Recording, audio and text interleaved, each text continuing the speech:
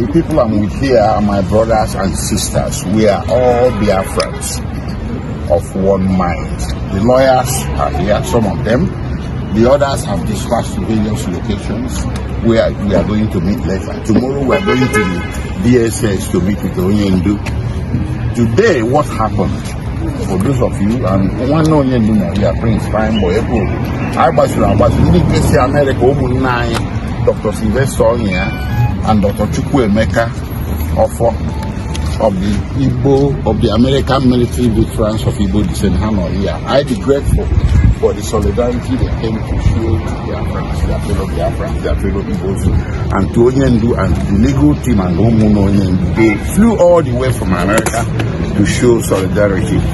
We are very, very grateful, and this thing was in and merry at the end of the day. So what happened in court today, as a way of recapping and informing those who didn't come to court, was very simple. Finally, the government is getting the so-called trial that it has always desired as of late. It didn't desire this trial for the past 10 years, but for the past 6-7 months, the government has been intent on having a trial. Well, the trial has commenced today, and we have seen, those of us in court, that the case rings very hollow. The prosecution witness was examined on direct examination by the prosecutor, and he made an application, meaning the prosecutor made an application before then for the witness to be masked or to be screened away from the bird's eye view of the general public. The only person that could behold him from our own side of the aisle was Nnamdi Kanu, the defendant, because the law required that. So he was testified from behind the screen. And you know, when people testify behind the screen, you know what happens. Officials must correct, but let me leave it at that because the matter is subject. So he has given his direct examination, and the matter was adjourned to 2nd May for continuation of trial. So what is going to happen on 2nd May is very specific and simple. We are going to subject that witness to cross-examination. We're going to ask him to explain certain things. So his own answers to the questions posed to him today will not be taken as true unless and until we have finished cross-examining him on 2nd May. So we are very hopeful that in the end our victory is assured. We shall prevail, and we shall be able to show through this trial they are having, or they started having today, that Nnamdi Kanu did not commit any offense known to law. Thank you. All right. Thank you very much. Thank you, sir. Special counsel. Hello, good afternoon, viewers. This is Salamida, evangelist, brand the Biafra evangelist. We are looking at what is happening currently. The call for release of Nnamdi Kanu is becoming louder and louder. Don't forget that before now we have heard UN working group on arbitrary detention being emphatic. Side Nigerian government allow that man go. This is in addition to so many calls from individuals, foreign bodies. It is unending. Nnamdi Kanu, of course, is an international diplomat the way it stands today. Nigeria everywhere seems to be shaking because of only one man. Nigeria has to shake because Nigeria have never produced a man like him. It's only in Biafra you can see such people. Heroes that are not two, and you can see them once in many centuries. They are not two, and that person is Nnamdi Kanu. So Nigeria has to shake. The whole world need to get themselves involved. Listen and listen good. Nnamdi Kanu is a very big fish in the ocean. It's a whale in the ocean, whereby every other fishes respect. When they see it coming, they see him swimming, coming. Every other fish, including shark, will give space because the boss is around. That's Nnamdi Kanu. And let me tell you this, before Nnamdi Kanu carry out this mission and the vision that he's into already, let me tell you, he did not just wake up to carry it. He was sent by God.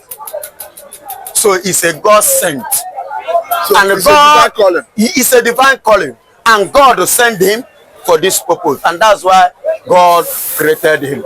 Remember that the other day he made it very clear, abundantly clear, that he is going to be freed come Soon. Soon. Yes, he's going to be freed because he has committed no crime. And you and I vividly know, in all the while he has been appearing in the court, facing Nigerian court, the person that kidnapped him, former president of Nigeria, that kidnapped him, he defeated him right in his own government. Talking about Muhammadu Buhari, he didn't go school. He defeated him. And after defeating him, out of shame, he handed him over to the DSS. And the current one again that is not as educated as as Nnamdi Kanu. He only buys certificate, a drug dealer, you know, coming thinking that they can use that mentality to carry him as Nnamdi Kanu to use him for politics. And that is why right in his own court, Nnamdi Kanu went to Binta and Co, ransack all of them and lecture them. Don't you watch it? When where all the lawyers, including the judge, sat down and they were listening to Nnamdi Kanu, he started lecturing them about Nigerian constitution. And this is a people that stand and say they know the law. And somebody that you kidnap, now he started teaching you your law. That means you don't know what you are doing. And that is what attracted the international. And let me tell you again, Nnamdi Kanu is an international fisher. Remember, he's a UN son or child. Remember, he's a UN child. So he's not just ordinary person. And remember, look at, I want you to refresh your memory back what Binta said. You say somebody like Nnamdi Kanu is not person that you'll be, you know, all this charge and bail court we have in Nigeria. That his caliber should be the ones, you know, handling matters in ICC, International Criminal Court, or ICJ, International Court of Justice. That is the class of Nnamdi Kanu, not in this charge and bail room and parlor court we have here in Nigeria. You understand? What do you think is giving Nnamdi Kanu this confidence, this level of confidence? It's giving him confidence because the Lord is on his side. That's number one. Number two, he knows what he's doing. Number three, international bodies is a UN Peking. Number four, he have alliance with the people that matters. When you talk about people that matters, it's like Nnamdi Kanu have an insight that in the near future, someone like the lady who is now currently the chief of staff to Donald Trump. Of course, of course. Susan Vai. Yes, Susan Vai, yeah. Yeah, before in 2019, she was partnering with Nnamdi Kanu in this same struggle. You understand? And look at where the grace have catapulted her. When she was doing it, she never knew that today she will be the chief of staff of United States of America. Do you understand me? But because of the grace that she have embraced and concord with, that the grace that is following the Jews, that are following the Biafrans, they are following the generation, you know, the chosen generation of the Lord. The same grace speaks for her today that catapulted her to where she is now. And she now, I believe she's now using her position to let Mr. President of America that this is the struggle I was once part. I will not end it here because the grace catapulted me to this. Now let me bring this angle. The statement that came from the foreign affairs minister of Russia, asking or rather advising, admonishing countries of the world and UN in particular to going forward start respecting right of self-determination. We understand that once we talk of self-determination, the first thing that comes to mind is Nnamdi Kanu. Globally, yes. How does that come to you? The way I see it is that, you know, there is an extent. Victory for Nnamdi Kanu, if I may ask. It is a victory to Nnamdi Kanu, but before I will, you know, finally or eventually come to that, I want to say one or two things. You know, there is an extent matter will grow rich. You know, some persons will now look into it, even when they are not, you know, involved. They involve themselves. Even when they are not called, they will want to, you know, engage themselves in the matter. Let us even see or actually, you know why what is happening is happening. You understand? So, and all these people have gone through the chapter, you know, the document of Nnamdi Kanu, and they discovered that both in his staying in the foreign land, he has not committed any, you understand, any criminal offense. He has been an easygoing person, you know, very friendly, very social, and he's somebody that hates intimidation or ridiculousness or oppress or suppress of anybody. He's a man that loves the peaceful and you know, the happiness of every individual being created by God. So when they now look at everything, despite all the allegations that Nigeria have leveled against him, they look at it and they find out this man's hands are innocent. Look at what happened in the Bible. It's just like when Pontius Pilate, you remember when Jesus was brought, he said, I did not find anything against this man. He collected water and he washed. He said, my hand, you know, do you understand? And that is the case of Nnamdi Kanu. All of them are coming and this man did not commit any crime. You people should free him. Stop torturing him because he has his own human right as a human. Why are you denying it?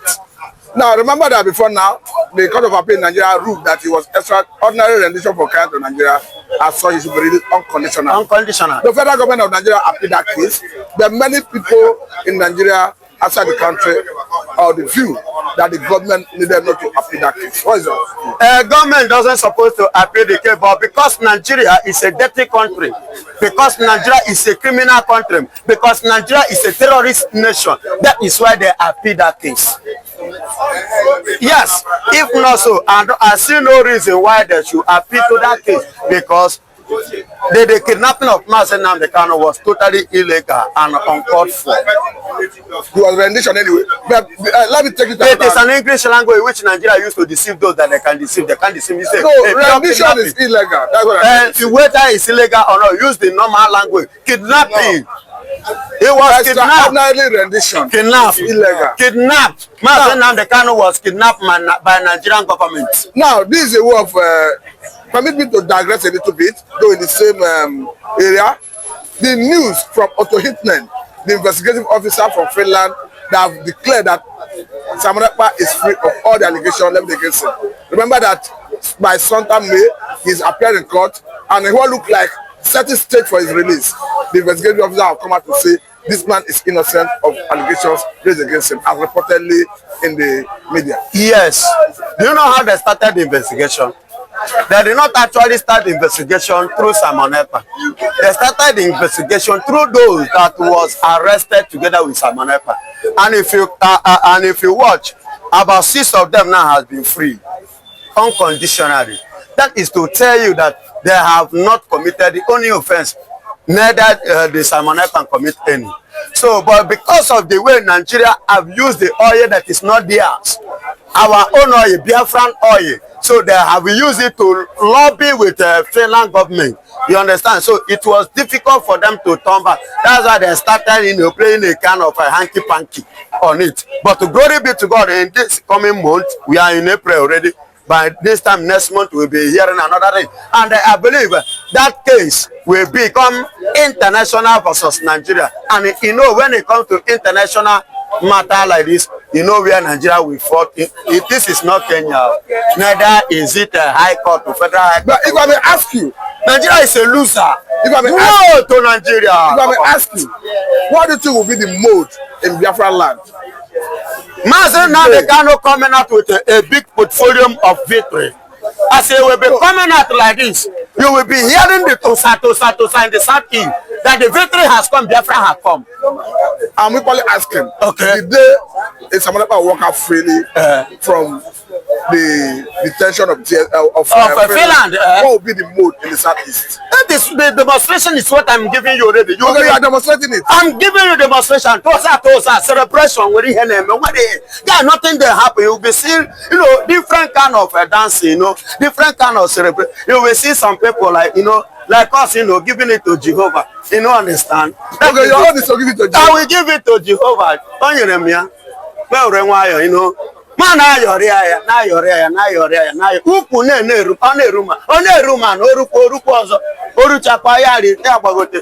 is the day. The dancing, the mood of that day. Joy, celebration, all over, both spiritual, both physical. Even the womb child will be raising hand that day. Go and ask pregnant women that day. how the baby in their womb they do. You are going scriptural. Go, I said that they ask women that are pregnant. That day you go, then go tell you say their baby in the womb is kicking very well. Champion. I said you are going scriptural. Whether spiritual or physical, all join. But let because us spiritual control physical. Let us come back to Nigeria and the world. God bless you. As we speak, just like I told you the other time, in May we're expecting to see victory from Finland. Basket of victory. Box of victory from Mars and Simon Ekman. Saying conquering Nigeria, nailing Nigeria on the what? On the cross. Biafra is going to nail Nigeria on the cross. And people were asking, of course, it's all over the media, that in spite of Simon Ekman's travel in Finland, Finland allowed Biafrans globally to gather in Latin Finland to redeclare Biafra. What does that speak to about Biafra? It speaks to you and I that the credentials of Simon Ekman is very, very clear and pure. His citizenship in Finland is very, very clear and pure. Nothing like terrorism charges, criminal offense. You understand? That's why they give it. And let me tell you, we have a long time love from the Finland. You remember? After the war, they were the first country that showed Biafra love. You know, it baffles me that today, they are, the way they are behaving to us now is what, you know, is giving me, I don't really understand. I begin to ask myself, is this not the same Finland, or Finland, has Finland changed? Is it not these people that show us love, the love of giving us a stockfish, okuruku? You understand? Are they not the one? How come they have changed? How come, you know, to treat us, to give us this kind of treatment, even after, you know, embracing us and we embracing them, taking them on a high esteem? So they decided, because of the cheap, very, very cheap. Can you compare our relationship if Biafra stand with the Finland, with what they have with Nigeria, that is already collapsing? You see why world leaders, other people are like coming to partner. You understand? People like Russia, people like Donald Trump, America, and every other nation coming to do what? To partner, because any agreement now, you know, you cannot use it to compare the old agreement. It's going to be a fresh agreement, and any fresh agreement have advantage over the old agreement. You know, all these things is what they are looking at, and it will play.